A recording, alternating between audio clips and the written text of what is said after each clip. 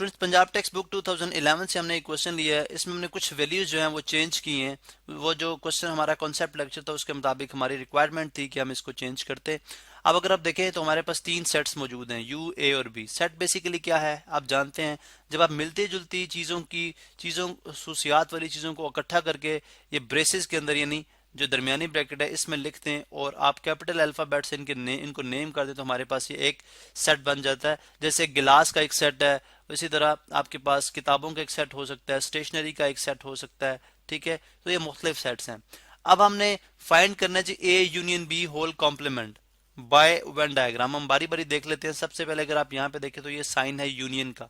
अब यूनियन से क्या मुराद है, अगर आप दो सेट्स की यूनियन लेते हैं तो आप उनके तमाम एलिमेंट्स, ये जो 1 2 3 4 ये सेट्स के एलिमेंट कहलाते हैं। यूनियन के अंदर आप तमाम एलिमेंट्स को, अगर आप ए और बी की लेट सपोज यूनियन ले रहे हैं, तो आप अगर इनके तमाम एलिमेंट्स को इकट्ठा करके लिख देंगे तो हमारे पास क्या कहलाएगी, वो यूनियन। ठीक है, उसमें अब जो एलिमेंट दोनों सेट्स में मौजूद है वो एक ही दफा लिखे जाएंगे क्योंकि सेट्स में एलिमेंट रिपीट नहीं करते। और कॉम्प्लीमेंट से क्या मुराद होता है कि जब आप एक ऐसा सेट, जैसे अगर आप यहाँ पे देखें हमने एक यू सेट लिया है, अब आप देखेंगे जब जहां पे भी कॉम्प्लीमेंट की बात होगी वहां पे हम universal set, you for universal set.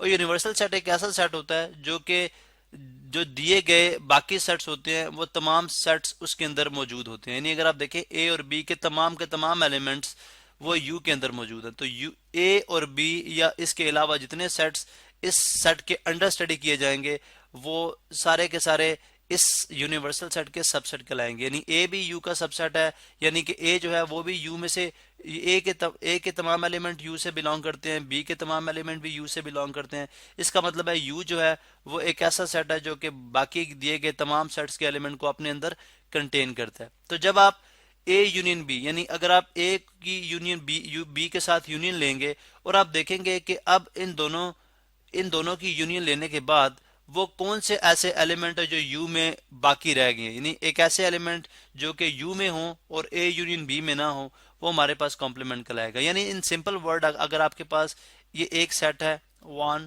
2 3 और ये सेट है ए, हम just for the sake of example लेते हैं यू सेट, हमारे पास डेफिनेटली अगर आप यू को स्टडी करें तो ये तीनों एलिमेंट इसके अंदर मौजूद होने चाहिए, 4 और 5। ठीक है, तो अब हम देखेंगे कि ए कॉम्प्लीमेंट बेसिकली ये होगा कि ए कॉम्प्लीमेंट होगा यू माइनस ए के बराबर। यानी यू का डिफरेंस लेंगे ऐसे कि यू के वो एलिमेंट्स जो कि ए में मौजूद ना हो, तो वो एलिमेंट कौन से होंगे, 4 और 5। तो ये जो चीज कहलाएगी ये कहलाएगी हमारे पास ए कॉम्प्लीमेंट। ठीक है, अब हम इस जो क्वेश्चन है उसके मुताबिक हम कॉम्प्लीमेंट देखते हैं, लेकिन उससे पहले हमें जो सेट्स मौजूद है हमारे पास ए और बी, उनकी टाइप्स देखनी पड़ेंगी कि सेट की आपस में क्या जो है वो टाइप है। ए है जी 2 3 4 5 6 और बी है 4 5। यानी अगर आप देखें तो 4 5 एलिमेंट रिपीट हो रहे हैं, और जबकि 7 8 ऐसे एलिमेंट है जो बी में नहीं, जो कि ए में नहीं है, और 2 3 ऐसे एलिमेंट है जो कि बल्कि 4 मैंने 6 लिख दिया, 4 5 है ये। ठीक है, 4 और 5 ये दो ऐसे एलिमेंट है जो दोनों में मौजूद है।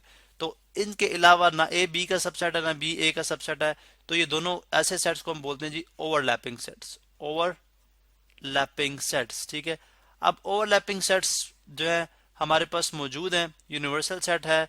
हमने वेन डायग्राम के थ्रू, यानी वेन डायग्राम क्या है, अशकाल की मदद से, ठीक है, डायग्राम्स की मदद से हम शो करेंगे कि हमारे पास जो है A union B whole complement किस तरह से एग्जिस्ट करता है। हम यूनिवर्सल सेट के लिए आप जानते हैं कि एक हम रेक्टेंगल ड्रॉ करते हैं जिसको हम सपोज करते हैं कि हमारे पास क्या है, यूनिवर्सल सेट है। ठीक है, आप उसके अंदर दिस इज यूनिवर्सल सेट और ए सेट है जिसके एलिमेंट हमारे पास मौजूद हैं, और बी को जो है वो ओवरलैपिंग शो करेंगे बी सेट की ए के साथ। उसकी रीजन मैंने आपको बता दी है कि कुछ एलिमेंट ऐसे हैं जो कि दोनों में मौजूद हैं। सबसे पहले वो एलिमेंट लिखते हैं, वो कौन से, 4 और 5। अगर आप देखें 4 और 5 यहाँ पे हमने लिख दिए, ये सेट ए है और ये सेट बी है। अब ए के बाकी एलिमेंट्स कौन से हैं, 2 3 6, वो यहाँ पे आ गए 2 3 और 6। इसी तरह से बी के रिमेनिंग एलिमेंट्स हैं 7 8, 7 8 हमने यहाँ पे लिख दिए। अब यू जो है 1 से लेके 20 तक है, यू के बाकी एलिमेंट्स अगर आप देखें तो 1 इसमें मिसिंग था, 1 2 3 4 5 6 7 8, उसके बाद 9 10 11 12 13 14 15 है, 16 है, 17 है, 18 19 और यहाँ पे हम लिख देते हैं 20। तो ये u के तमाम एलिमेंट्स जो है वो पूरे हो गए हैं, ठीक है। 20 एलिमेंट्स हमने ले लिए। अब इसके अंदर a के जो एलिमेंट्स है वो a के अंदर आ गए, b के तो b के अंदर आ गए, जो इनमें दोनों में कॉमन थे वो भी हमने लिख दिए। वो हमने दो दफा इसलिए नहीं लिखे क्योंकि आपको पता है सेट के अंदर एलिमेंट रिपीट नहीं करता। अब आपने करना है जी a union b whole complement. अब a यूनियन b जो होल कॉम्प्लीमेंट है, ठीक है, वो बेसिकली बराबर होता है u minus A union B के। इसका मतलब है पहले हमारे पास a यूनियन b होगी तो फिर हम उसमें से u सब्ट्रैक्ट करेंगे, u में से वो सब्ट्रैक्ट करेंगे। अब a यूनियन b आप जानते हैं कि एलिमेंट्स को आप कंबाइन कर देते हैं, ठीक है। तो हम ऐसे करते हैं, इनको a यूनियन b ली जाएगी तो तमाम एलिमेंट्स a के और b के इकट्ठे कर दिए जाएंगे। तो हम सिंपली ये बोलेंगे कि जो रेड शेडेड रीजन है यहाँ पे, रेड शेडेड रीजन जो है ये क्या चीज रिप्रेजेंट करे, क्योंकि आप इसमें स्टेटमेंट में रिप्रेजेंट करते हैं, आपको लिखना पड़ेगा रेड शेडेड रीजन रिप्रेजेंट्स, क्या चीज रिप्रेजेंट कर रहा है जी, A union B, A union B. अब आप u minus A union B करें, यानी u का डिफरेंस लें, u difference A union B लें, तो आपको पता है कि ये जो एलिमेंट्स जो मैंने व्हाइट में भी बच गए हैं बाहर है, जो सेट u के अंदर मौजूद हैं, ये जो होगा ये होगा हमारे पास a union B whole complement, ठीक है। तो अगर मैं इसको लेट सपोज ब्लू कलर कर दूं, ठीक है, इस सारे को मैं ब्लू कलर कर दूं, तो आप यहाँ पे देख सकते हैं जो ब्लू शेडेड रीजन है, यानी मैं यहाँ पे लिखूंगा जी ब्लू शेडेड रीजन, ब्लू, बल्कि हम ऐसे करते हैं कि इसको डिफरेंट कलर से लिखते हैं, ठीक है, वाइट कलर से लिखते हैं। ब्लू शेडेड रीजन जो है, शेडेड रीजन रिप्रेजेंट्स, रीजन, थोड़ा सा इसको ड्रैग डाउन कर लेते हैं, रीजन रिप्रेजेंट्स, क्या चीज रिप्रेजेंट कर रहा है जी, A union B whole complement, ठीक है, A union B whole complement. यानी अगर आप इसको देखें तो हम इस तरह से कह सकते हैं कि क्लास में 20 स्टूडेंट थे, ठीक है, तो हमने जो के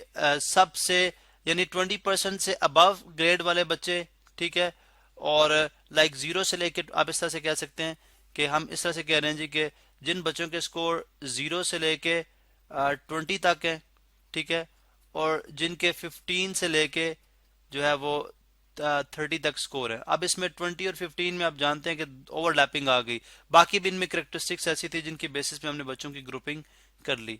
अब ये जो ओवरलैपिंग है 15 से लेकर 20 तक जिनकी ओवरलैपिंग है वो यहाँ पे आ गए, बाकी स्टूडेंट्स हमने इकट्ठे कर लिए। हमने बोला जी कि बाकी क्लास के बच्चे जो है वो कितने हैं, वो बेसिकली हमारे पास A union B whole complement की शक्ल में यहाँ पे आएगा, जो कि हमने यहाँ पे आपको शो कर दिया।